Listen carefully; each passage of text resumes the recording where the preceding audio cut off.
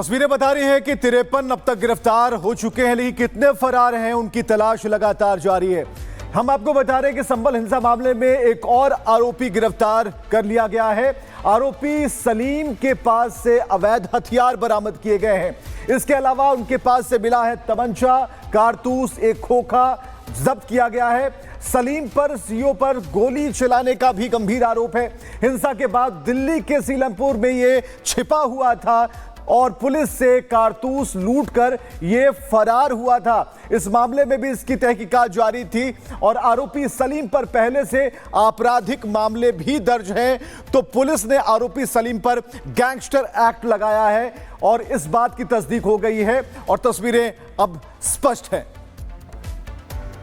और चलिए अब बात करते हैं पत्रकार हत्याकांड की। जिस तरह से मुकेश की बेरहमी से हत्या की गई है, सवाल यह है आखिर इंसाफ का।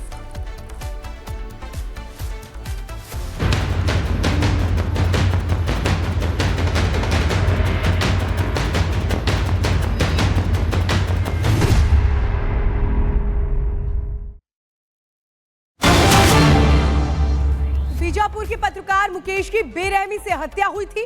पोस्टमार्टम रिपोर्ट सामने आ गई है जो बता रही है कैसे बेरहमी के साथ हत्या की गई। आप अंदाजा लगाइए कि 5 पसलियां और गर्दन टूटी है। मुकेश के सिर पर 15 फ्रैक्चर है, लीवर के 4 टुकड़े हो गए हैं, हार्ट फट गया था। सेप्टिक टैंक में पत्रकार मुकेश का शव मिला था। एसआईटी ने हैदराबाद से मुख्य आरोपी सुरेश चंद्राकर को गिरफ्तार किया है, लेकिन जिस बेरहमी के साथ हत्या की गई, पोस्टमार्टम रिपोर्ट जब सामने आई तो हर कोई हैरान था। अंदाजा लगाइए कैसे एक के बाद एक सिर पर वार किया गया होगा। 15 फ्रैक्चर सिर पर आए हैं, यहां तक कि आप समझिए लीवर के 4 टुकड़े हो गए, 5 पसलियां और गर्दन की हड्डी टूट गई। यानी पूरा शरीर किस तरह से ये बिल्कुल अंदाजा लग रहा है कि कैसे रॉड से पिटाई की गई, कैसे हथियारों से पिटाई की गई कि शरीर का एक एक हिस्सा चकनाचूर हो गया। एसआईटी टीम के द्वारा पत्रकार साथी मुकेश चंद्राकर के हत्या की घटना में शामिल फरार आरोपी सुरेश चंद्राकर की देर रात हैदराबाद में हिरासत में लिया गया। साथ ही साथ इस प्रकरण में अब तक सुरेश चंद्राकर के अलावा 3 आरोपियों की गिरफ्तारी पहले ही की जा चुकी है, जिसमें रितेश चंद्राकर, दिनेश चंद्राकर एवं महेंद्र रामटेके शामिल हैं। साथ ही साथ मामले में विस्तृत पूछताछ की जा रही है। तो देखिए किस तरीके से बर्बरता यहाँ पर बढ़ती गई। इसके अब तमाम जो सबूत है वो छन छन कर सामने आने लगे हैं सूत्रों की तरफ से, ये तमाम दावे। और आपको बता दें बीजापुर के पत्रकार की बेरहमी से हत्या किस कदर की गई है, ये तमाम जो तथ्य निकलकर सामने आ रहे हैं वो दर्शा रहे हैं। मुकेश की पोस्टमार्टम रिपोर्ट से खुलासा हुआ है मुकेश के सिर पर 15 फ्रैक्चर्स थे, 5 पसलियां और गर्दन टूटी हुई थी, लीवर के 4 टुकड़े हो गए थे और हार्ट फट गया था।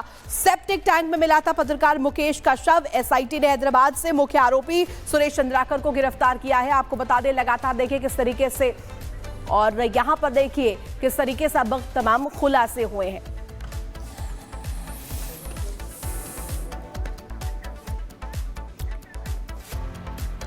और देखिए बदायूं से खबर निकलकर सामने आ रही है जहां व्यापारी के साथ मारपीट का मामला सामने आया। पूरी खबर इस 1 मिनट की रिपोर्ट में आप देखिए। यूपी के बदायूं में व्यापारी के साथ मारपीट करने का मामला सामने आया है। मारपीटाई का आरोप दबंगों पर लगा है। ये पूरी घटना सीसीटीवी में कैद हो गई, जिसमें साफ दिखाई दे रहा है कि किस तरह से व्यापारी पर दबंग लात घूसों की बरसात कर रहे हैं।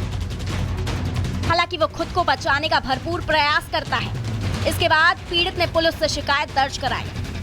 दरअसल मामला पैसे के लेन देन को लेकर बताया गया। जब व्यापारी दबंगों से उधारी के पैसे मांगने गया तो उन्होंने मारपीट शुरू कर दी। मारपीट की घटना सीसीटीवी कैमरे में कैद हो गई, जिसके बाद इसका वीडियो सामने आया। जानकारी के मुताबिक कुछ दिन पहले भी पैसों के लेन देन को लेकर व्यापारी और दबंगों के बीच कहासुनी हो गई थी। इसी बात को लेकर दबंगों ने गाली गलौज करते हुए मारपीट की घटना को अंजाम दिया।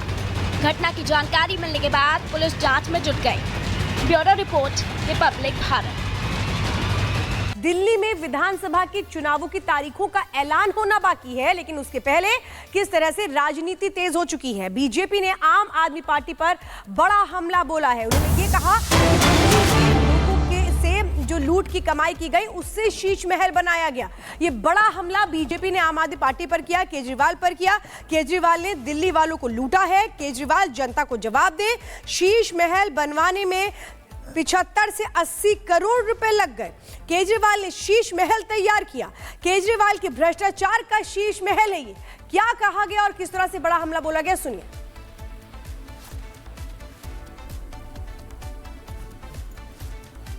तो देखिए, वार पलटवार का सिलसिला लगातार जारी है। एक तरफ पोस्टर वॉर हो रहा है तो दूसरी तरफ जो बीजेपी है वो शीश महल को लेकर के लगातार केजरीवाल पर हमलावर है। केजरीवाल को दिल्ली का ख्याल नहीं है, दिल्ली वालों को लूटा है और अपना शीश महल तैयार कर लिया गया।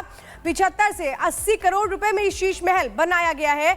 भ्रष्टाचार का खेल खेला गया। ये बड़ा मुद्दा इस वक्त बनाने की कोशिश चुनावों के दौरान बीजेपी की ओर से।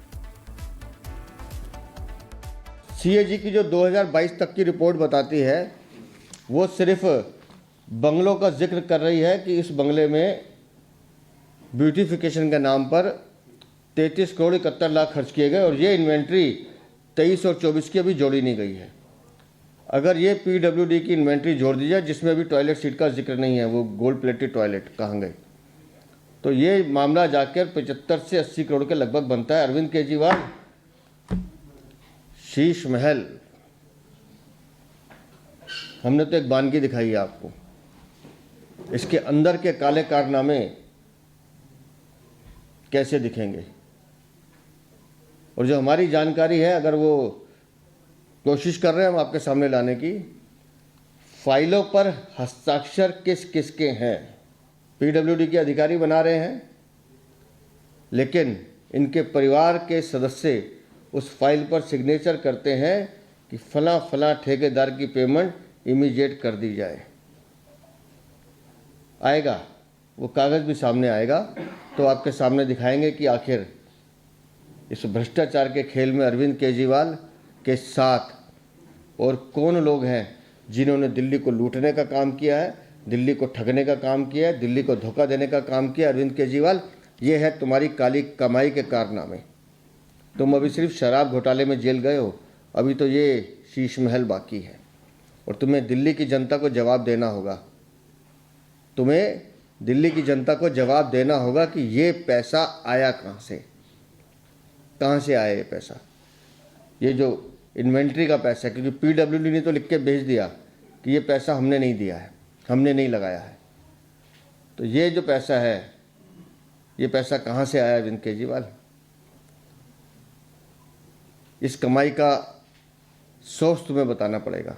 वो शराब घोटाले से आया है, जल बोर्ड से आया है, पैनिक बटन घोटाले से आया है, शिक्षा के घोटाले से आया है, हेल्थ के घोटाले से आया है, नकली दवाइयाँ बेच के आया है। हर वो घोटाला जो तुमने किया है उसके सोर्स का जवाब तुम्हें देना पड़ेगा। अरविंद केजरीवाल, तुम सिर्फ दिल्ली के नहीं, तुम हर उस व्यक्ति के दोषी हो जिसने अन्ना हजारे पे भरोसा किया था। तुम हर उस व्यक्ति के दोषी हो जिससे तुमने वोट लेकर उन्हें धोखा देने का काम किया है। और ये आपके पाप की कहानी चलती रहेगी जब तक इन आपियों को बाहर ना कर दें। और गणेश इस वक्त हमारे साथ जुड़ चुके हैं। गणेश, पोस्टर के जरिए एक बड़े कैनवस की तरफ बीजेपी इशारा कर रही है जिस पर भ्रष्टाचार लिखा है, लेकिन फिलहाल आगे बहुत सारे पोस्टर्स हैं। पोस्टर की सच्चाई क्या है, आरोपों से क्या बेड़ा पार हो जाएगा?